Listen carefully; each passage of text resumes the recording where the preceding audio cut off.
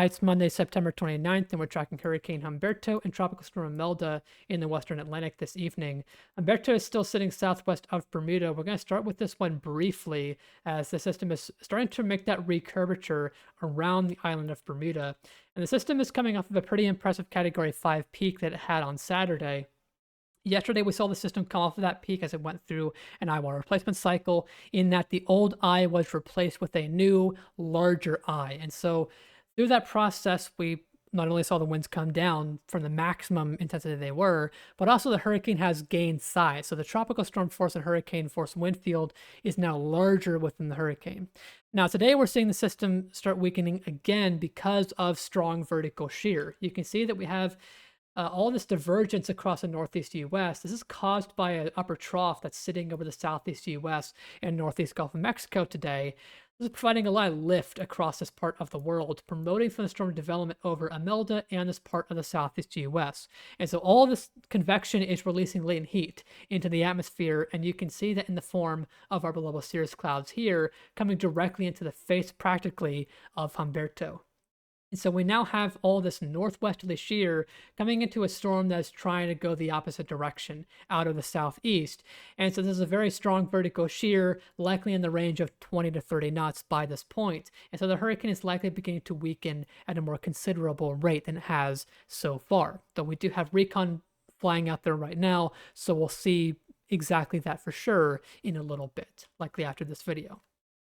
Now, for impacts to Bermuda, the system is not going to make a direct landfall in Bermuda. That's not the forecast here. It is forecast to round around the island as it recurves. But because of the larger wind field and this vertical shear, we are going to be on the ugly side of the hurricane. And what I mean by that is that you see all of the shear is out of the west and northwest. So if you look at where the system center is, which is right about here, most, if not all, the thunderstorms are onto the eastern side of the hurricane. And translate this north, and you've got that very close or directly over to Bermuda. And that is likely going to mean that we have tropical storm force winds moving directly over to the island, likely starting tomorrow morning or tomorrow afternoon. So tonight is the last few hours to prepare ahead of not only Humberto, but also Imelda, which we're going to start talking about now. Now, Imelda has had a bit of change since my video a couple of days ago. When we discussed it last, it was forecast to come very close to the southeast coast and sort of just meander as it dumped a lot of rainfall along coastal South Carolina and North Carolina. But over this weekend, the system tracked fairly slowly throughout the Bahamas, and now today is on a latitude of about Cape Canaveral along the Florida Peninsula coast. And so now the model expectation is that we're not going to be getting this nearly as close to the U.S. as we thought, because Humberto is now having a significant impact in its interaction with Imelda, and it's now pushing it, or trying to push it, to the south away from it. Now, in an environment where Humberto was not here, the upper trough that's sitting here, which I can visualize here if you look at the upper level wind plot, here's that upper trough axis, and you'll see on the eastern side we have a lot of southerly flow. And if Humberto was not here, say it's out of the picture in this hypothetical scenario, this would just usher Imelda into the southeast U.S. coast. But because Humberto is here, it's imparting a flow out of the north. So it's trying to push it south back towards the Bahamas.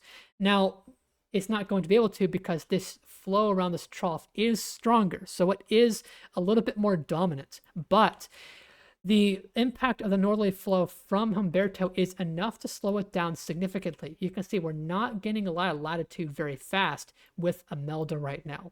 And so we're not expected to get much closer to the U.S. than we are by this point. And so this means that the impacts, the core impacts of Imelda, are forecast to stay well offshore. And we've also seen a significant decrease in the rainfall totals across the Carolinas for this reason. Now, we're not getting fully out of the way with no rain. As I mentioned, there was going to be some rain regardless. Even if Imelda was not here, we would have rainfall because of the upper trough sitting here. It providing all this lift up north does promote thunderstorm development here. And so that does lead to showers and storms developing, which inevitably get pushed into the southeast U.S. and into the mid-Atlantic. And it's possible that we see some localized flooding issues tonight as this upper trough continues fostering all this convection, but we're not looking at a very widespread event, what it could have been if Imelda was coming in. Now, that's good news for the southeast US, but for Bermuda, this is not the best news because the system is now going to begin to track towards the east as the upper trough that's sitting here starting tonight is going to begin to lift out into the northeast. And we can see this happen if we look at the upper little flow plot again over the eastern US. Imelda's here, and you can see where the trough is. So again, all the southerly flow from the trough right now. So as Humberto curves around Bermuda, we see this upper trough lifts out. And so all that southerly shear or flow that Imelda would have been pushed into the southeast US is now going away because the upper trough is lifting out of the sea and it's going away from Imelda. And so in return, we have the subtropical jet returning with the mid-latitude westerlies across the northern Gulf of Mexico and western Atlantic. And so this is going to start to usher the storm out to the east alongside Humberto, both into the far North Atlantic. But given the latitude that we're at today, it's forecast to get very close or pass directly over to Bermuda with this kind of a trajectory. Now, if we go ahead, you'll see that this is not an ideal scenario for a tropical cyclone to be in. This is by this point, this is Imelda. It's embedded right within the subtropical jet. And generally, yes, this is a bad scenario for a tropical cyclone that would not lead to much intensification, if any, at all. However, if we look further north, we have all of this strong flow aloft, a jet streak, if you will, across the far North Atlantic. And this is providing a lot of divergence across this part of the Atlantic. And when TCs interact with strong jet streaks like this, it can help to negate some of the negative impacts of vertical shear. So the tropical cyclone may not behave the way you would expect it to in the face of strong shear like this. And so this leaves room for Imelda to potentially intensify as we head towards Bermuda. And this is solidified by the fact that we're seeing the system structure get a little bit better organized throughout the day today. This is a closer infrared loop, and you can see we have deep convection trying to wrap around and close off an eye wall structure. And this is consistent with some recon data that we saw earlier this morning. Now, there is some disruption. The upper trough is causing a little bit of southerly shear, so you can see it is heavily weighted onto the northern side, but also there's a lot of dry air imparted into the Gulf of Mexico by the upper trough, and so it's rotating around the system center. And for now, this is limiting the kind of development of the eye, so we're not seeing rapid development, but models generally expect this gradual process to be successful, and with the factors I just mentioned here, allow the system to steadily intensify as a hurricane as it tracks northeast. Now, we're not looking at a very rapid intensification rate, as the system will be undergoing extratropical transition, and also with the strong shear, it's not likely that we see the system blow up into a Category 4 hurricane, but we could certainly see the system steadily intensify into a Category 2 hurricane as it approaches the island of Bermuda. And so that means that we may see hurricane impacts going forward. And so this is now when we wrap it all in, talking about the impacts from both Humberto and Imelda for the island. Starting off with Humberto, as I mentioned, the eastern side is going to be heavily weighted and the ugly side. So anything in yellow here is showing you about tropical storm force winds.